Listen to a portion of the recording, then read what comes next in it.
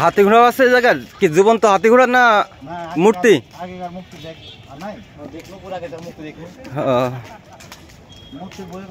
ভাই এর আগে আপনি আইছেন এই জায়গায়?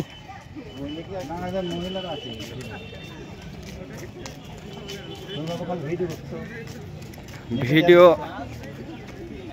না করলে হবে মামা, এগুলো লোকে দেখাতে হবে না, লোকজন দেখবি না যে আমরা কত সুন্দর জায়গাতে আসছি, পুটিয়া রাজবাড়ি।